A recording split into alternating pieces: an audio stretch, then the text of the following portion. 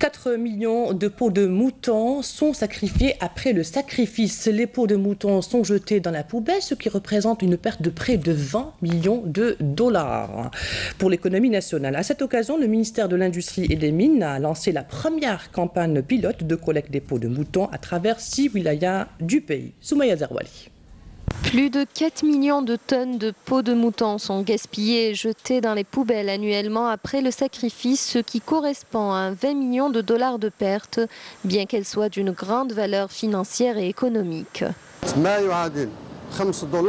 Les peaux de mouton sont jetées chaque année. Pourtant, cela représente 5 dollars par pièce, ce qui correspond à 20 millions de dollars de pertes pour l'économie nationale. Et pour mettre un terme à cette anarchie, une campagne de récupération des peaux de mouton est lancée par le ministère de l'Industrie et des Mines, et ce à travers le territoire national afin de les orienter vers des unités de production. Cette opération est chapeautée par le ministère en collaboration avec les directions exécutives. Les 6 tanneries existantes à travers le territoire national vont réceptionner les peaux de mouton, ce qui permettra de récupérer cette richesse jusqu'ici gaspillée. Nous demandons aux citoyens de bien vouloir déposer les peaux de mouton dans les endroits désignés par leur commune afin de pouvoir les récupérer. C'est une richesse que nous devons préserver. L'Algérie est classée à la 8e place dans le monde en ce qui concerne l'élevage des moutons. Une richesse qui avoisine les 22 millions de têtes d'ovins à travers le territoire national. Ainsi, des points de récupération vont ouvrir leurs portes dans chaque commune du pays et une campagne d'information sera lancée au profit des citoyens sur l'écorchage et l'importance de préserver la peau du mouton. Environ 20 camions vont être mobilisés le jour de l'Aïd pour la récupération des peaux et 20 tonnes de sel pour les désinfecter seront disponibles au niveau des points de récupération. Plusieurs acteurs participent à cette opération. Bien qu'elle paraît simple, elle ne l'est pas réellement. Et les principaux concernés sont les collectivités locales qui ont un rôle très important à jouer dans le bon déroulement de cette opération et dans la sensibilisation du citoyen. Une bonne initiative où le citoyen a un rôle très important à jouer pour réussir cette opération afin de préserver cette richesse bénéfique pour l'économie nationale. Et pour répondre à nos questions, nous avons avec nous M. Moukdada Agoun, directeur d'études au niveau de la Direction générale de la petite et moyenne entreprise du ministère de l'Industrie et des Mines. M. Agoun, bonsoir. Merci d'avoir accepté notre invitation. Et voici la première question. En fait, en période de fête, nous sacrifions près ou plus de 20 millions de dollars. Ils sont jetés à la poubelle. Une véritable perte pour l'économie nationale. Comment est-ce possible ? Oui, bonsoir. Tout d'abord, bonsoir. Merci pour cette invitation. Effectivement, vous avez raison. Donc, ce montant, c'est un chiffre, représente un chiffre très frappant pour notre économie. Et vraiment, c'est un manque à gagner pour le développement de la filière cuir et notamment pour le développement de la filière de l'industrie du cuir.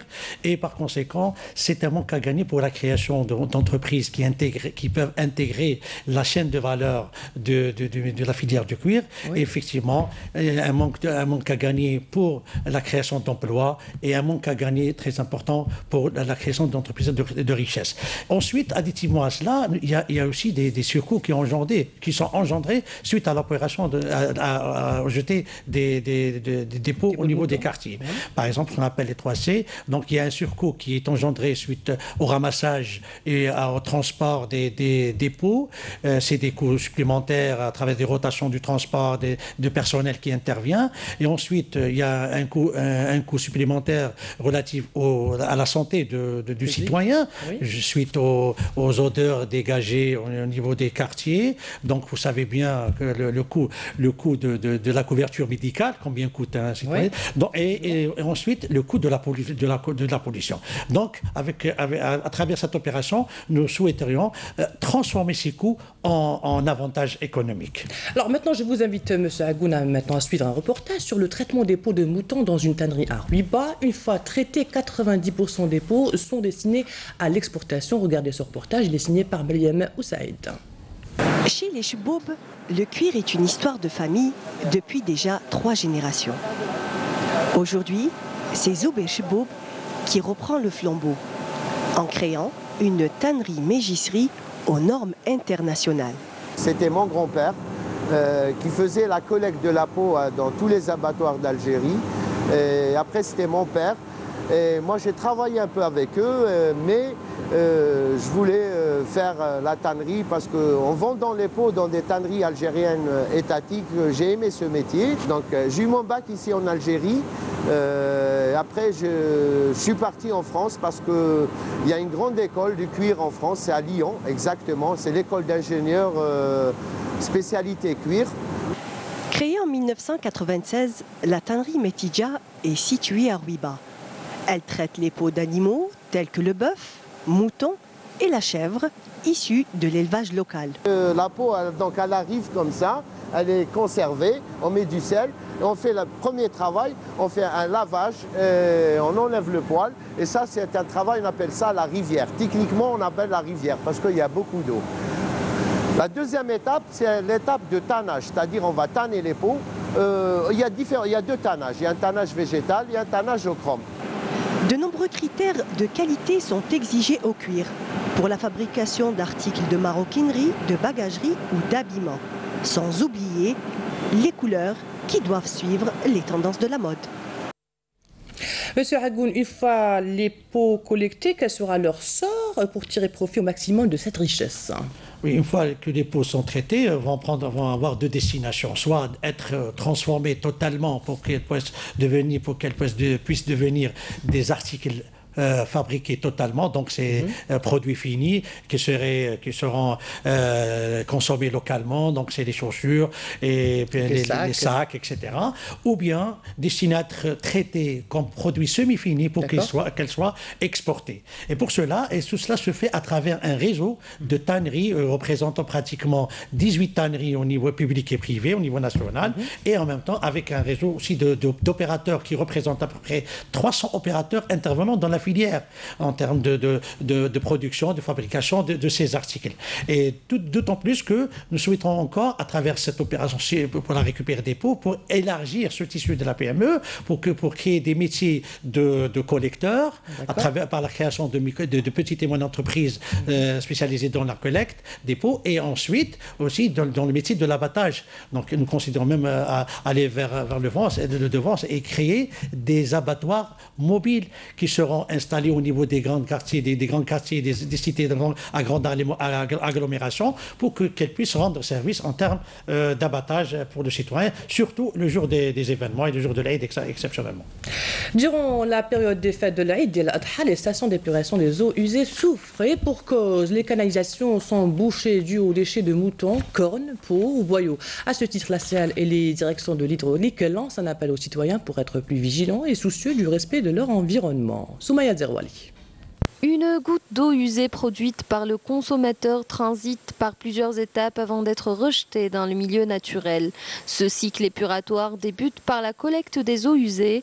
La station de traitement des eaux usées de Chenois à Tipaza souffre pendant l'Aïd al-Adha de troubles dus à certains comportements insoucieux de la part des consommateurs. Le risque de colmatage au niveau des dégrilleurs est grand.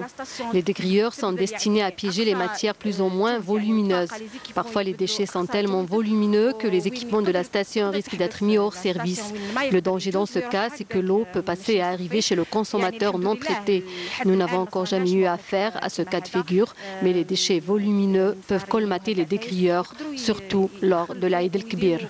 Et à titre préventif, la Société des eaux et de l'assainissement d'Alger, CEAL, en collaboration avec la direction de l'hydraulique, ont tracé un programme intensif d'intervention par mesure de précaution. Nous demandons aux citoyens de nous aider en évitant de jeter les déchets après le sacrifice dans les avaloirs de façon à ne pas obstruer les canalisations, perturbant ainsi le réseau d'assainissement. Ce problème peut prendre beaucoup de temps pour être réglé par nos services afin de nettoyer les canalisations. À titre d'exemple, nos équipes d'intervention ont déjà été surprises par le passé de trouver des peaux de moutons, des abats ainsi que des cornes de bêtes égorgées. Les stations d'épuration des eaux usées en Algérie constituent un important investissement des pouvoirs publics pour promouvoir le cadre de vie des citoyens. Les consommateurs sont appelés à ne pas jeter leurs déchets après le sacrifice de l'Aïd dans les réseaux d'assainissement afin d'assurer le bon fonctionnement du réseau. Et pour éviter ce genre de comportement et faire des peaux de mouton une source de richesse, le ministère de l'Industrie et des Mines a initié une campagne pilote à travers 6 wilayas du pays afin de collecter les peaux de mouton. Monsieur Agoun, quel est le dispositif mis en place par la tutelle? Le dispositif mis en place, c'est un dispositif, à vrai dire, d'intervention au niveau local. Donc, il a été défini au niveau central avec les acteurs principaux, les autres départements ministériels, notamment l'intérieur, la communication, les affaires religieuses et le ministère de la Poste, les associations des tanneurs, etc. Ce dispositif est essentiellement basé sur 2 volets essentiels. Le premier volet, c'est la sensibilisation. Nous avons lancé une campagne de communication très élargie au niveau de l'ensemble des organes de presse, notamment écrites, les médias audiovisuels, les réseaux sociaux, l'affichage au niveau des quartiers, au niveau des cités, au niveau des mosquées, et pour un petit peu orienter le citoyen et pour le sensibiliser à qu'il puisse adhérer à cette démarche, donc, et aller vers le devant pour réussir cette opération. Et ensuite, le volet d'intervention sur terrain, vous savez bien que la mise en œuvre de ce dispositif d'intervention se fait localement au niveau des 6 wilayas. Donc, je vous donne un chiffre à titre indicatif, par exemple. Des chiffres à titre indicatif. Par exemple, au niveau des 6 wilayas, c'est 277 communes qui sont concernées, c'est 2000 tonnes de sel qui sont mis à la disposition des citoyens par notre département ministériel, c'est pratiquement entre 500 et 600 camions mobilisés pour faire le transport et l'acheminement des dépôts vers les sites d'entreposage, c'est pratiquement aussi 1200 sites identifiés à travers des sites de proximité entre quartiers, mosquées et sites d'entreposage pour faire la collecte. Et ensuite, c'est pratiquement un peu plus de 2000 agents employés qui seront mobilisés pour la collecte de la peau le jour de l'Aïd. Ensuite, donc, il y aurait une cellule de suivi de près qui serait au niveau local, donc à travers les comités qui ont été créés dans ce sens, supervisés par M. Liwali et pilotés par nos directeurs de l'industrie et des mines. Donc, cette cellule fera le suivi général de cette opération du jour de l'Aïd. Donc, à travers ce plateau, j'espère que le citoyen va adhérer à cette démarche. C'est avec lui qu'on réussira cette opération. On le souhaite. Merci à vous, M. Agoun, pour toutes ces précisions. Je rappelle que vous êtes directeur d'études au niveau de la Direction générale de la petite et moyenne entreprise du ministère de l'Industrie et des Mines. Merci à vous. Merci.